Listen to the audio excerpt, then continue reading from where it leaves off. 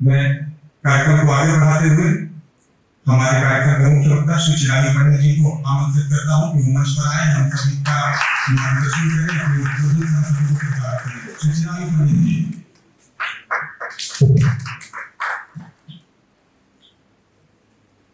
एकात्म मानव दर्शन का हमारी युवा पीढ़ी को दर्शन जिन्होंने किया कराया, वैसे आदरणीय महेश चंद्र शर्मा जी, जिनको दो बड़े संस्था सावरकर के विचारों को, सावरकर का हिंदू सैनिकीकरण और सावरकर का राजनीति का हिंदूकरण, इन दोनों विचारों को साथ में लेकर चल रहे श्री प्रकाश पाठक जी और वैद्य अजय दत्त शर्मा जी, आज मैं यहाँ प्रवचन देने के लिए नहीं, लेकिन 40 सालों से जो तपश्चर्या चल रही है यहाँ, उसको वंदन करने आया। आज संसद का उद्घाटन, नई संसद का उद्घाटन हुआ है और आज का मुहूर्त चुना गया और ये मुहूर्त बहुत जरूरी भी था। सावरकर ने अंडमान में एक डायरी जो लिखी थी, उस डायरी में एक गजल लिखी थी। उसके दो शेर ऐसे थे, मुंह ब्याने वतन होंगे हजारों पर वतन पहले। मुंह ब्याने वतन होंगे हजारों पर वतन पहले, फलेगा हित पीछे और भरेगा अंडमान पहले। देश की उन्नति तभी होगी जब अंडमान में बलिदान होगा। और उसके आगे जो कहते हैं, वे कहते हैं कि उन्हीं के सर रहे सहरा, उन्हीं के सर रहे सहरा, उन्हीं पे ताज कुर्बा हो। उन्हीं के सर रहे सहरा, उन्हीं पे ताज कुर्बा हो, जिन्होंने फाड़ कर कपड़े रखा सर पर कफन पहने। उनका यह सम्मान उचित तरह से होना ही चाहिए और भी होना चाहिए। जनमानस में तो है ही वो सम्मान, उसको राजनीति और सरकार को भी यह मान्यता देने की आवश्यकता है। जब इस देश में राजनीतिक चिंतन अहिंसा से भरा हुआ था और इस देश पर, पूरे विश्व पर द्वितीय विश्व युद्ध के बादल मंडरा रहे थे, ऐसे वक्त 5 अप्रैल 1938 को वीर सावरकर जी लखनऊ आए थे। यहाँ जो कान्याकुब्ज महाविद्यालय है, वहां उन्होंने युवाओं को संदेश दिया था। उन्होंने कहा था, हमारी जो पीढ़ी है वो बलिदानियों की पीढ़ी रही, वो हुतात्माओं की पीढ़ी रही, लेकिन आज आपकी पीढ़ी बलिदानियों की नहीं, हुतात्माओं की नहीं, बल्कि विजेताओं की पीढ़ी बननी चाहिए। जो सावरकर के सैनिकीकरण का पूरा जो सार है वो इसी में है। आप स्वाधीनता के लिए केवल मरिए मत, शत्रु को मारिए और विजेता बनिए। यहीं पे वे अपने पुराने साथी अंडमान के शचीन्द्रनाथ सान्याल जी से भी मिले थे और भी कई यादें उनकी लखनऊ के साथ जो जुड़ी है। अंडमान में एक मोहम्मद फकीर नाम से कैदी था, उसका ट्रांसफर बाद में लखनऊ जेल में किया गया और उस वक्त काकोरी कांड के सभी क्रांतिकारी उस जेल में थे। मनमथनाथ गुप्त अपनी आत्मकथा में इस मोहम्मद फकीर की बात करते हैं। वे कहते हैं कि मोहम्मद फकीर जो है वो कई बार भाई परमानंद और वीर सावरकर की बातें किया करता था। जब वो कई बार जेल के अधिकारियों से भी भिड़ जाता था और कहता था, तुम्हें पता है आप किससे बात कर रहे हो? हमने सावरकर के साथ काम किया है और हमने बारी जैसे जेलर को भी ठीक कर दिया था। जब सावरकर हिंदू महासभा के अध्यक्ष के रूप में उन्होंने अपनी नई पारी 1937 से शुरू की, उस वक्त 1939 में यहां शिया मुस्लिम कॉन्फ्रेंस ने एक प्रस्ताव पास किया था कि हम गौ हत्या पर प्रतिबंध लगाएंगे, और इसका स्वागत सावरकर ने हिंदू महासभा के अध्यक्ष के रूप में किया। और उन्होंने कहा इस प्रस्ताव का स्वागत करते हुए कि यदि इसी प्रकार की पहल मुस्लिम समाज से आती रही तो वे दिन दूर नहीं जब सही अर्थों में हिंदू मुस्लिम एकता होगी।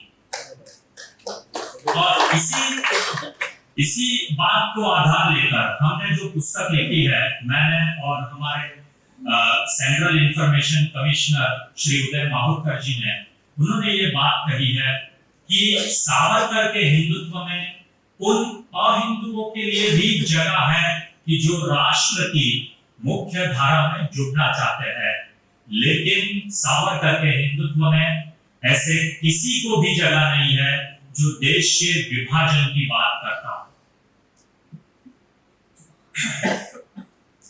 आज हम जिस युग में जी रहे हैं, सीडीएस बिपिन रावत जी ने एक बार कहा था कि ये 5th जनरेशन वॉर की शुरुआत हो चुकी है, हाइब्रिड वॉर भी जिसे कहा जाता है, जिसमें शस्त्र से ज्यादा जो माइंड गेम है, मैनिपुलेशन है, उसकी ज्यादा मीडिया वॉर, नैरेटिव वॉर, इसकी ये युग है और इस युग में हम जी रहे हैं।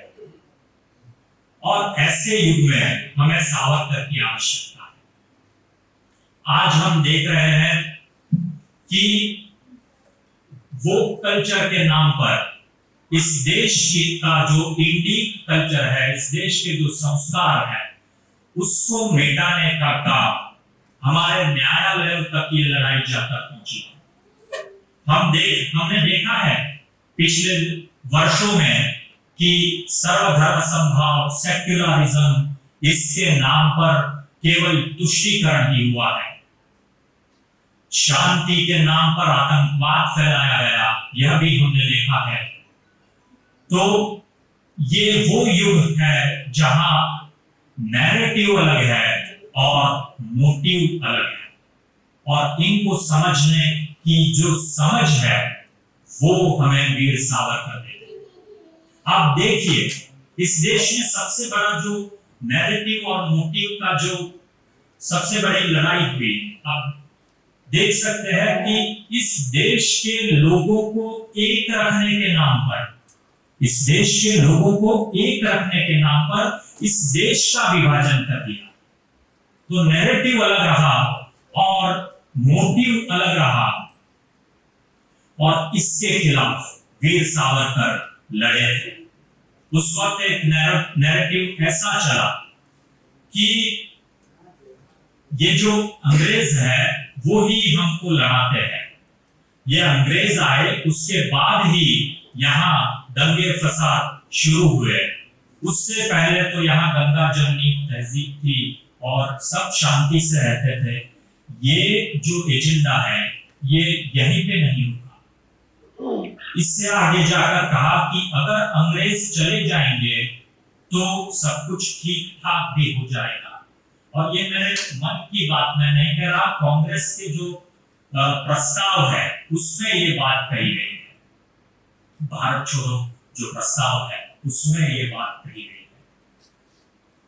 और ये नैरेटिव यहां तक चला कि अब जो डिवाइड एंड रूल पॉलिसी है उसके खिलाफ अगर हमें लड़ना है एक होकर, तो क्या करना होगा, तो तुष्टीकरण करना होगा। ये बात ऐसे दूर तलक गई, लेकिन मैं जो बात कह रहा हूं कि सावरकर ऐसे सभी एजेंडास को ध्वस्त करते थे। इस नैरेटिव को उन्होंने बस एक वाक्य में उसको समाप्त कर दिया। उन्होंने कहा कि बाबर को राम मंदिर तोड़ने के लिए चर्चिल साहब ने नहीं कहा था।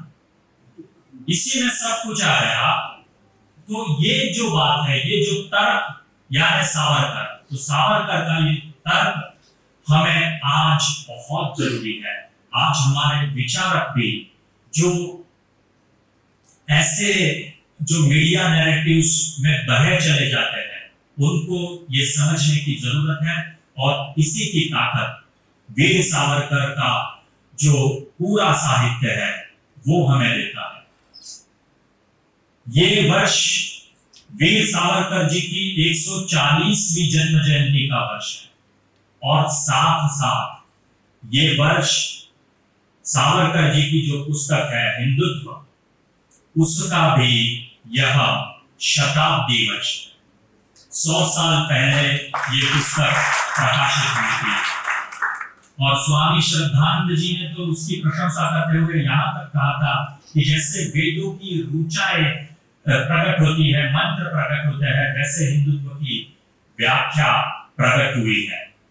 लेकिन हमें ये भी समझना होगा, ये भी जो एजेंडा चला उस वक्त उसी का उत्तर था। जैसे महेश चंद्र जी ने कहा कि खिलाफत आंदोलन, नेशनलिज्म, आइडिया ऑफ इंडिया उसी पर बात था और वो वहीं तक नहीं रुका था, उससे पहले भी ये चलता रहा। जैसे कि ये पुस्तक लिखने की सावरकर को जरूरत क्यों मान पड़ी, हिंदुत्व पुस्तक लिखने की? बहुत सारे लोग ऐसा मानते हैं कि जो सावरकर 1910 से पहले 1857 के क्रांतिवीरों की प्रशंसा करते थे, वे सावरकर अंडमान के जेल के बाहर आने के बाद हिंदुत्ववादी क्यों बन गए? ऐसी बात जब आती है तब उन पर हुए व्यक्तिगत अत्याचारों की बात होती है। लेकिन हमें यह समझना होगा कि इस काल में देश की राजनीति बहुत बदल चुकी थी। जब सावरकर अंडमान में थे उस वक्त फिर भी मैं ये बात भी कहना चाहूंगा कि सावरकर ने हिंदू महासभा के अध्यक्ष के रूप में वे हर बार यानी 10 मई 1857 का स्मरण करते हुए 10 मई को स्वतंत्रता दिवस उन्होंने मनाया जब तक देश स्वतंत्र नहीं हुआ। तो उनकी जो निष्ठा थी, हिंदू मुस्लिम एकता की मंशा थी, वो वे साथ लेकर ही चले थे। लेकिन ये लिखने की जरूरत क्यों पड़ी?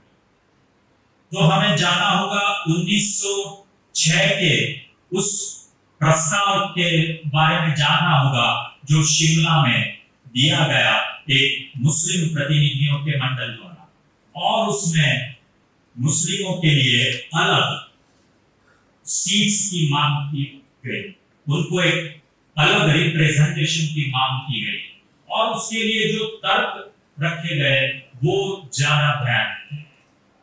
उन्होंने कहा कि हमें जो सीट्स है, जो प्रतिनिधित्व है, वो हमारी संख्या के अनुसार ना दिया जाए, हमारी जो निष्ठा है राजा ब्रिटिश राज को बढ़ाने के लिए उसके अनुसार दी जाए, हमारी जो मुगल सल्तनत थी कभी उसके अनुसार दी जाए, और ज्यादा सीट्स पाने के लिए एक जो तर्क दिया गया वो था, उन्होंने कहा कि हमारी जो संख्या है ये 1906 1 अक्टूबर को दिए गए जो रिप्रेजेंटेशन है वो लिखते हैं कि हमारी संख्या अभी 1901 की जनगणना अनुसार 20 से 25% है, लेकिन हमें ज्यादा प्रतिनिधित्व दिया जाए, हिंदुओं के बराबर का प्रतिनिधित्व दिया जाए, क्योंकि सामान्य रूप से जिसे हिंदू कहा जाता है वो हिंदू है ही नहीं। वे कहते हैं कि अगर हम अनसिविलाइज्ड पोर्शन, ये उनके शब्द है, जो एनिमिस्ट है यानी जो जनजाति है, वनवासी है, उनको निकाल दे, जो छोटे धर्म जो कि हिंदू धर्म के नाम से जाना जाते हैं वो अगर निकाल दे, तो जो हिंदू कहे जाते हैं उनका जो इशारा था वो so called upper Hindu caste की ओर था। अगर उनके प्रतिनिधित्व देखे तो हमारा और उनका हिंदुओं का बराबर है, बाकी के लोग हिंदू नहीं है, यहीं से शुरुआत होती है। उसी के साथ साथ उन्होंने ये भी तर्क रखा कि ये India is not a nation, ये एक राष्ट्र नहीं है। उस वक्त कांग्रेस क्या कर रही थी ये भी हमें समझना पड़ेगा। कांग्रेस के जो ज्यादातर नेता 1885 से जो शुरुआत हुई वो एलीट नेता थे, कहीं ना कहीं अंग्रेज सरकार की नौकरियों में बड़े बड़े पद पर थे, और वे लोग इंग्लिश शिक्षण से, इंग्लिश शिक्षा, इंग्लिश संस्कृति, इंग्लिश प्रभाव में इतने थे कि वे इस देश का हिंदू, इस देश की जड़ों के साथ वे जुड़े हुए नहीं थे। उनको यही लगता था कि जितना हम कम हिंदू होंगे उतना अच्छा होगा।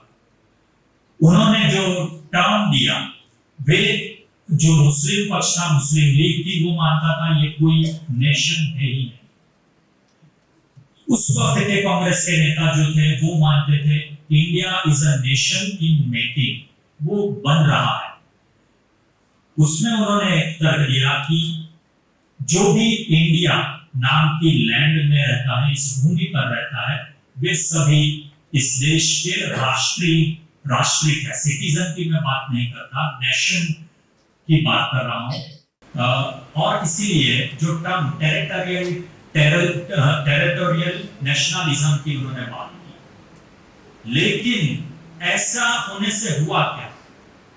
आपको ये जो केवल ये नैरेटिव्स की बात नहीं है, उसके परिणाम देखिए। जब मॉर्ले मिंटो रिफॉर्म्स हुए, इंडिया काउंसिल एक्ट आया 1909 में, उस वक्त हमारे यहाँ जैसे विधान परिषद होता है, जिसमें यूनिवर्सिटी से अलग प्रतिनिधित्व होता है, जैसे चैम्बर ऑफ कॉमर्स से अलग प्रतिनिधित्व होता है, वैसे प्रतिनिधित्व दिए गए। और साथ साथ एक कॉन्स्टिट्यूएंसी, उस वक्त उसे इलेक्टोरेट्स कहा जाता था, एक ऐसी कॉन्स्टिट्यूएंसी भी दी गई कि जिसे मुस्लिम कॉन्स्टिट्यूएंसी कहा गया। और इसके कारण हुआ क्या? इसके कारण केवल एक ही वह कॉन्स्टिट्यूएंसी थी जो धर्म के आधार पर बनाई गई। उसके कारण इस देश में जो राजनीति थी वो हिंदू मुस्लिम की नहीं रही, वो हो गई मुस्लिम्स एंड नॉन मुस्लिम। बाद में इन सीट्स को भी ऐसे ही कहा जाने लगा, ये मुस्लिम सीट, ये नॉन मुस्लिम सीट। तो इतने सारे दुरागामी परिणाम इस देश में सावरकर जब छूटकर बाहर आए उससे पहले हो चुके थे। और इसीलिए सावरकर ने घोषणा की इस पुस्तक के माध्यम से कि हिंदू स्वयमेव राष्ट्र है, स्वयं राष्ट्र है। उन्होंने कहा कि जिस प्रकार अगस्ती की अंजलि में संपूर्ण महासागर समा जाता है, उसी प्रकार एक हिंदू शब्द में इस देश की संस्कृति, इस देश का इतिहास, इस देश का त्याग सब कुछ समा जाता है। और हिंदू शब्द जो है वो बहुत पुराना है। हिंदू, इंडिया, ये सब एक ही उसकी इटिमोलॉजी है, वो एक ही जगह है, वो है सिंधु नदी। सिंधु के इस पार रहने वाले जो लोग हैं उन्हें हिंदू कहा है। तो और ये केवल इस्लाम आया उसके बाद इस देश को हिंदू, इस देश के लोगों को हिंदू कहा गया, ऐसा नहीं है। करीब 2500 साल पहले दरियस के समय में इजिप्ट में जो एक शिलालेख मिला है उस वक्त का, उसमें भी इस देश का नाम हिंदवाय, आज के इंडिया से बहुत ही नजदीक, ऐसा उसमें उल्लेख मिलता है।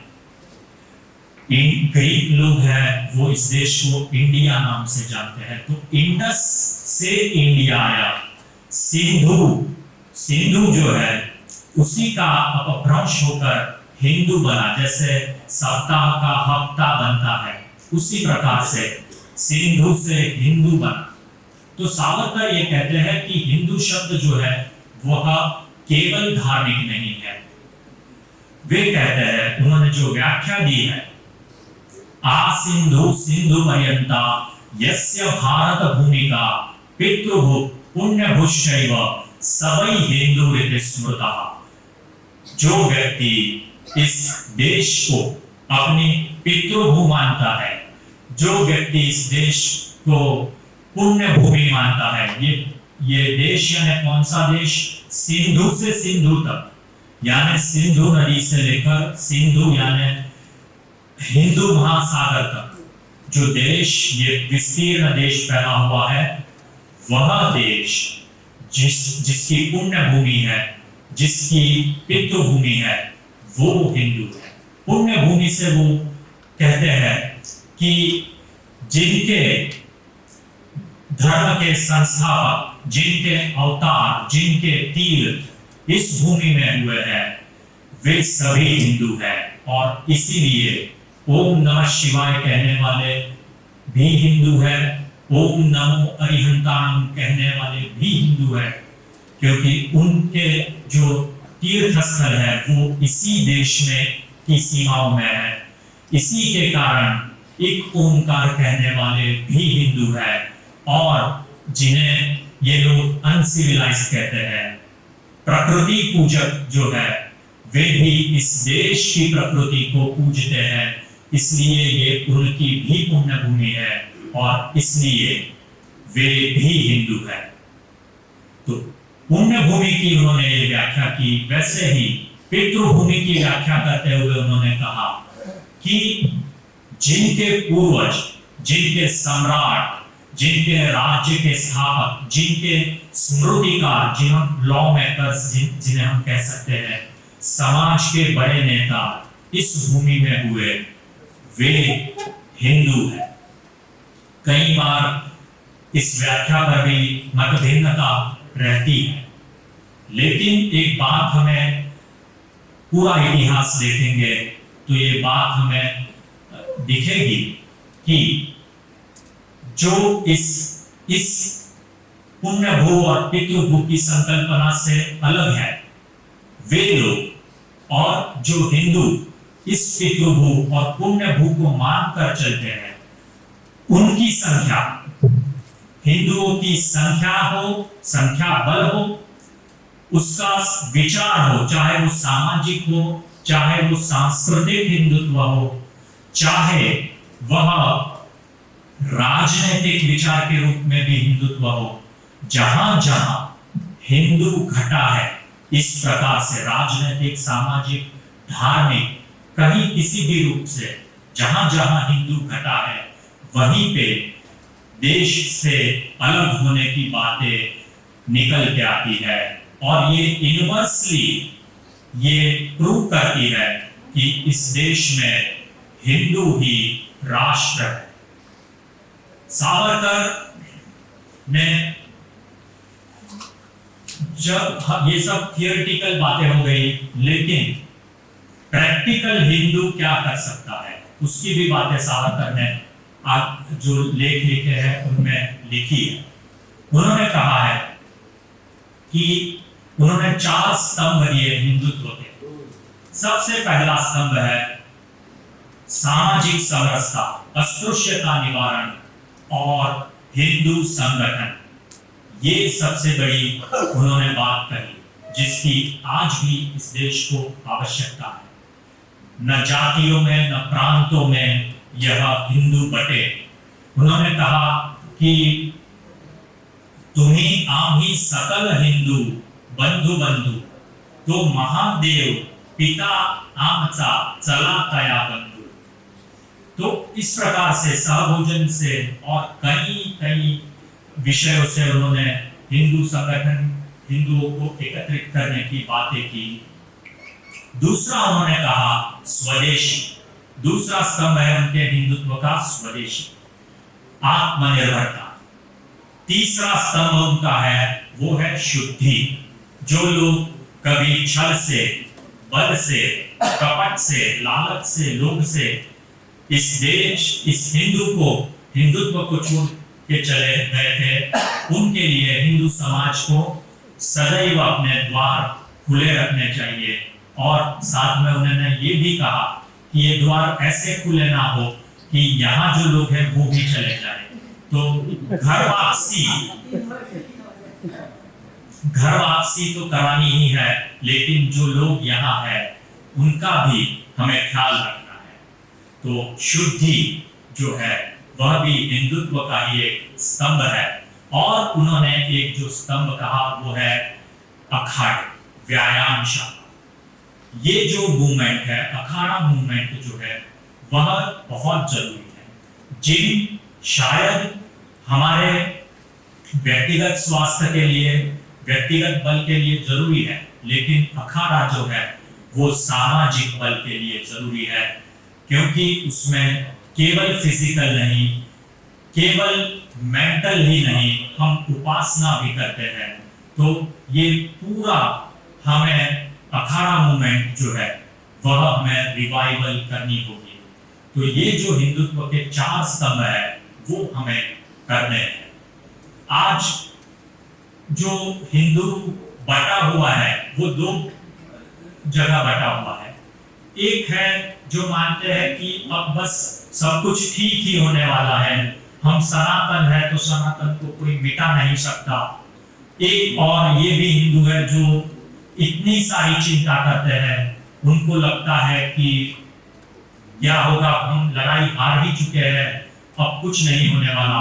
सावरकर ने जब विभाजन हुआ था उस वक्त ये कहा था कि आज भी हमें निराश होने की आवश्यकता नहीं है, क्योंकि जब जब अंधेरा घना होता है तभी कभी पुराणों की भाषा में कहे तो भगवान श्री कृष्ण का जन्म होता है। और अगर हिंदुओं ने अपना स्वयं का विश्वासघात नहीं किया तो हमने जो खोया है वह भी हम प्राप्त करेंगे। जब हम राम राज्य की बात करते हैं तो राम राज्य में हमें किसी को बजरंग बली बनना पड़ेगा, किसी को जामवंत बनना पड़ेगा, किसी को जटायु भी बनना पड़ेगा। और यह तैयारी हमारी होनी चाहिए। सरकारें जो चाहे करना हो करे, कर रही है, लेकिन हम क्या कर सकते हैं, यह संकल्प वीर सावरकर की इस जयंती पर हमें लेना है और उसे साकार करना है। हिंदुत्व पुस्तक के अंतिम पृष्ठ पर सावरकर ने एक भविष्यवाणी की थी। उन्होंने कहा था कि एक दिन ऐसा जरूर आएगा कि जब पूरे विश्व को हिंदुओं की बात सुननी पड़ेगी, और उस दिन भी हिंदू जो बात कहेगा वो वसुधैव कुटुंबकम से अलग नहीं होगी। वह बात वाराणसी मेदिनी शंकराचार्य की जो बात है उससे अलग नहीं होगी, और उसको हम साकार होते हुए देखते हैं जब हमारे प्रधानमंत्री पैपुआ न्यू गिनी पे उतरते हैं और वहां के अध्यक्ष उनके चरण स्पर्श करते हैं, तब हमें सावरकर के ये जो शब्द है वो साकार होते हुए दिखते हैं। मैंने और महोदय जी ने जो पुस्तक लिखी है उसमें हमने यही कहा है कि हम ये सावरकर युग के प्रभात में जी रहे हैं, और आज जिस दिन को हम देख रहे हैं उस दिन के लिए ही शायद हमारे प्रधानमंत्री जी, भूतपूर्व प्रधानमंत्री जी और यहाँ के लोकसभा सांसद रहे अटल जी ने वो पंक्तियां लिखी होगी कि वे लिखते हैं, यदि आज देहली के खंडहर, यदि आज देहली के खंडहर सदियों की निद्रा से जगकर गुंजार उठे ऊंचे स्वर से हिंदू की जय तो क्या विस्मय, हिंदू तन मन हिंदू जीवन, रग रग हिंदू मेरा परिचय। धन्यवाद।